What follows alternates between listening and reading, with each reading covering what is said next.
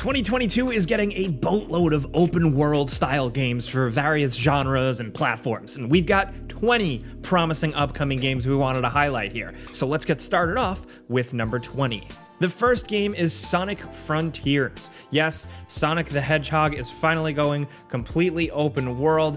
There's been lots of talk of it being inspired by Breath of the Wild. Honestly, what I look at here is just a playground for Sonic to go really fast. That's the name of the game, right? You want to be Sonic, you want to be free to go as fast as you can, wherever you can. I think they're onto something here with the open world thing. It doesn't feel as much like it's just another game jumping on the open world trend. Here with Sonic, I think the formula can actually make sense. You're going to be exploring the Starfall Islands, and there's going to be a bunch of different areas like forests, woods, snowy mountains, lava, and volcanoes, so there'll be a lot to mess with. We're just curious to see how it truly flows and how it plays. Next, over at number 19, we have Atomic Heart, which is dubbed by the developers as an open world action RPG. As you've probably seen this game before, we've highlighted it quite a bit. It's somewhat BioShock, System Shock inspired, but with even more of an emphasis on exploration and makeshift weapons, and just an incredibly unique and really spooky and horrific and unsettling setting. This is like an alternate history 1950s sci-fi Soviet setting with a bunch of monsters, creatures, weird robots, and strange technology and anomalies. Not to mention the fact that the game also just looks gorgeous. I mean, look at it. It's had a lot of NVIDIA marketing behind it already with the ray tracing and all that. But from an art design and enemy design and just environment design standpoint, I'm ready to get immersed in this pretty unique looking world. I like this vibe, so we've been keeping a close eye on this one for a while now. Now, next over at number 18, we have Avatar: Frontiers of Pandora. The Avatar franchise is once again revving up its engines with James Cameron's next movie seemingly coming out soon, and Ubisoft is once again flexing that licensing, and we're getting a new Avatar game. People dunk on the movies, whatever. I think if anything, that world can translate really well to a video game, especially with some good ideas behind it. Will it fall to the typical trappings of, the Ubisoft open world formula? Maybe. But if I could run around as a crazy blue man and do stuff and fight robots, I don't know, I'm in. I'm easy to please. We're cautiously optimistic. Let's see how this one goes.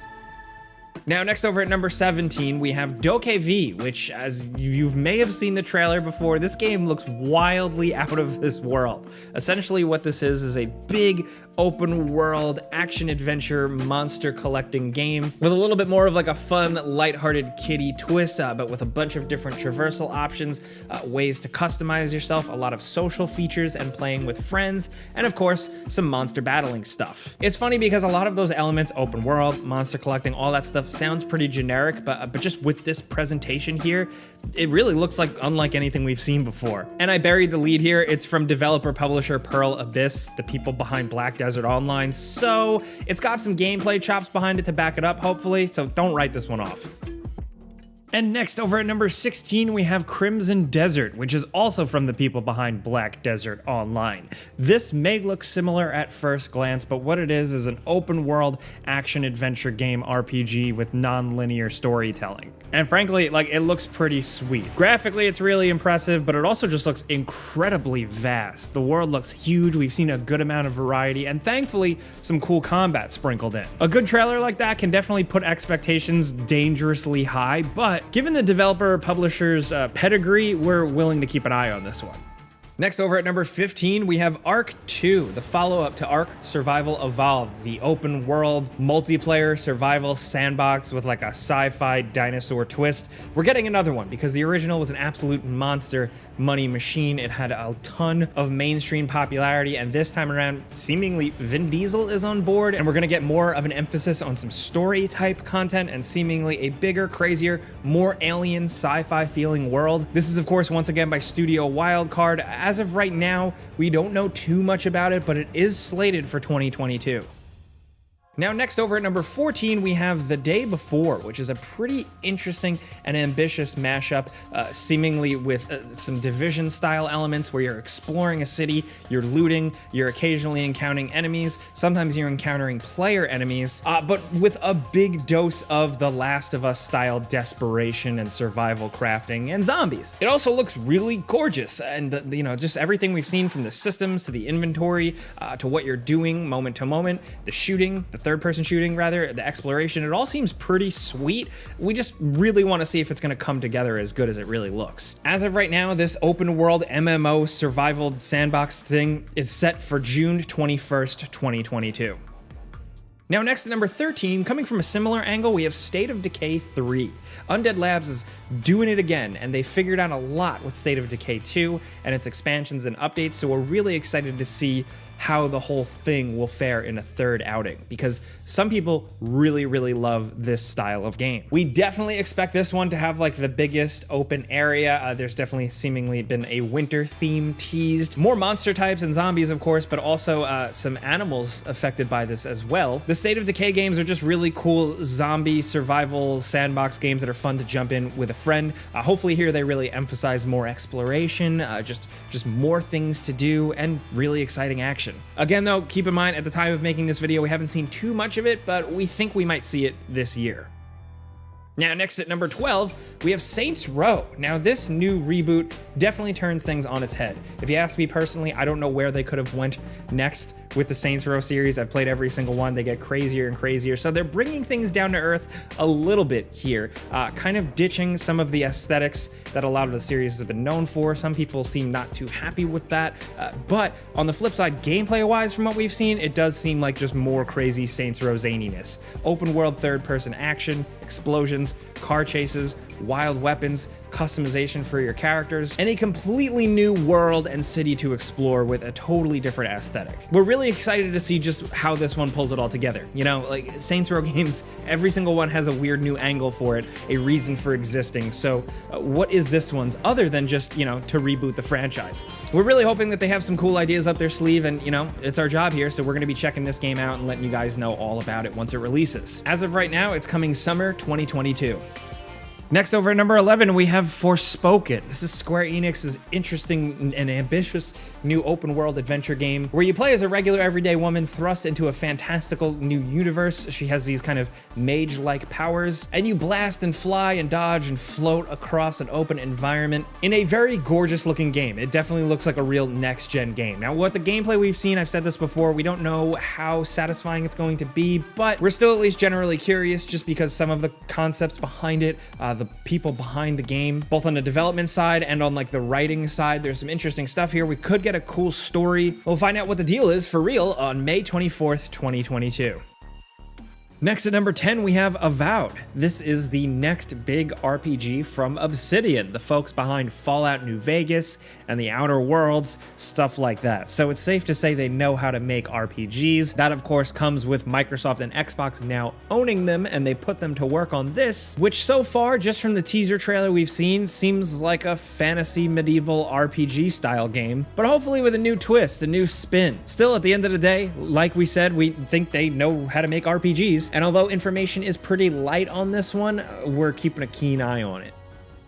Next, over at number 9, believe it or not, is LEGO Star Wars The Skywalker Saga. This game has been in the works for so long. It has been delayed, it kind of disappeared for a while, but now it's releasing finally in 2022, and it's the most ambitious LEGO Star Wars game yet. If you are saying, what is this baby kids game about Legos and Star Wars? Well, it is so much more than that. LEGO Star Wars is a meme template, a cultural movement, really good games. Even if you're an older player, there's still a lot of fun to be had in them, and this one is ambitious as hell because it's covering the whole Skywalker saga. There's going to be multiple planets to explore, and it's going to be completely open, and it also just looks great. People are hyped for this one. It's been a while since we got a LEGO Star Wars game, or really just a solid LEGO game, so hopefully 2022 is finally the year. Next, over at number 8, we have Gotham Knights. This is the 4-player focused Batman action game, specifically focusing on the Bat family, you know, the people that Batman raised and taught, because in this game, apparently, Batman is dead, so it's up to this group to team up together and fight the bad guys of Gotham City, a seemingly open world Gotham City with vehicles and stuff you can engage in, with some Arkham-style combat with new spins because of the co-op nature. You can apparently play this completely straightforward single player, but you're going to be dealing with cool enemies like Mr. Freeze and the Court of Owls. What more could you want if you're a Batman fan? You might say Batman himself, but still, the comics have told some really great stories with these characters that mainstream audiences haven't really been exposed to, so hopefully Gotham Knights really blows it out of the water. Now, next over at number 7, spinning off of Batman, we have Suicide Squad: Kill the Justice League. This is the Suicide Squad game from Rocksteady Studios, the folks behind the Batman Arkham series. So they're going in a very different direction here, but it's seemingly set in the same universe as the Arkham games, and it is open world hijinks as the Suicide Squad, this new interpretation of them. And there's something wrong with the Justice League. If you're a DC Comics fan, you probably know what, but it's up to the Suicide Squad to seemingly, kill the Justice League. What we've seen implies that you're going to face off against people like Superman and the Flash and Wonder Woman, and that's pretty exciting. From a gameplay perspective, it looks like a lot of open world third-person action, and we're curious to learn more on this one. We definitely trust in Rocksteady. We really like their games, but this could be a really weird, new, strange, and interesting angle for them.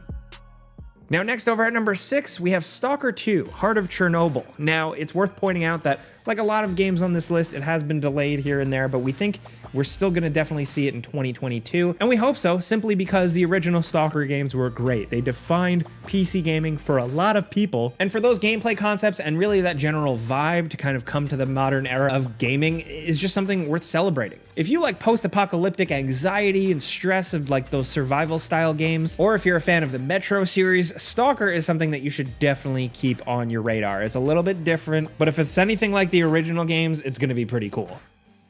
Next over at number 5, we have Dying Light 2: Stay Human. Now, we've talked about this one quite a bit, but Dying Light 2 is a bigger, badder version of the original game with a bigger world, more storytelling, seemingly a lot of decisions to make that will shape the world around you, an emphasis on like a even more decaying world after this zombie outbreak, where things have decayed and kind of regressed back almost to like the Middle Ages, where there's no guns, it's all melee weapons, limited technology, and it just seems like there's a lot going on here. More parkour moves, more enemy types, more tools, more options, and we're really looking forward to it, especially if it's supported as well as the original game was. That game had legs. There was a lot of stuff to play through for a long period of time. It's definitely one of our most anticipated games of the year, so we had to mention it. Now, next over at number 4, we have Starfield. This is Bethesda's next big RPG. As of the time of making this video, we still don't know too much about it other than that it is a open exploration space RPG where you can seemingly fly to different planets or explore. There is going to be combat, there is going to be RPG elements, and we're curious to see how this goes because of Bethesda behind it. Now, a lot of people have been taking issue with Bethesda over the last few years, but putting that aside, the way we look at it is that they're finally making a game that isn't Fallout or Elder Scrolls. So we're curious to see what that means. How is this going to play? Is it going to feel different? Is it going to feel very much like their other games, but in space? I don't know, but personally, I want to see those questions answered. And I think it's going to be fun just to see how this pans out. Now, next over at number 3, we have Horizon Forbidden West. This is the PlayStation exclusive follow-up to Horizon Zero Dawn, which was a pretty awesome game, but this one seems to really blow it out of the water with crazier graphics, more enemies, more NPCs, more cultures, more towns, more side quests, crazier moves, more of an emphasis on an ability to swim, glide, use a grappling hook. There's a lot of new stuff going on here, and I think this has the potential to turn out even better than the original. We'll find out for sure soon when it releases February 18th, 2022. Now, next at number 2, you know we were going to mention it, Elden Ring, From Software's next game. The people behind Bloodborne, Sekiro, Shadows Die Twice, and of course, the Dark Souls series. So here they're going open world, and we're just really excited to see how From Software approaches that. It can't just be typical cookie cutter open world, right? They definitely approach things differently, and we're excited to see how it goes here.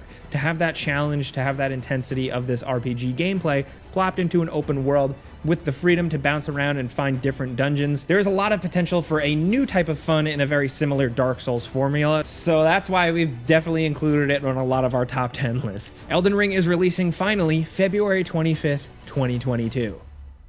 Now down to number 1, we have The Legend of Zelda Breath of the Wild 2. Now, still information on this one is slight. We really only have 2 teaser trailers, and so far it looks like they're definitely expanding upon some of the gameplay concepts of the original game in terms of gadgets and puzzle solving, but we're also expecting a new area. Is it going to be bigger? Maybe. There's all types of rumors and speculation about different timelines, different characters. We could speculate all day, but if you want us to just be honest with you, I don't know. It's a new Zelda game. We really liked Breath of the Wild, and they're making another one, and we're curious to to see how they put a new spin on things, but we love Zelda, so yes, we're there, day one. Hopefully it finally releases this year. Now we got some bonus games we also wanted to include. The first is Harry Potter Hogwarts Legacy. This might be 2023, but we thought it was worth highlighting at least.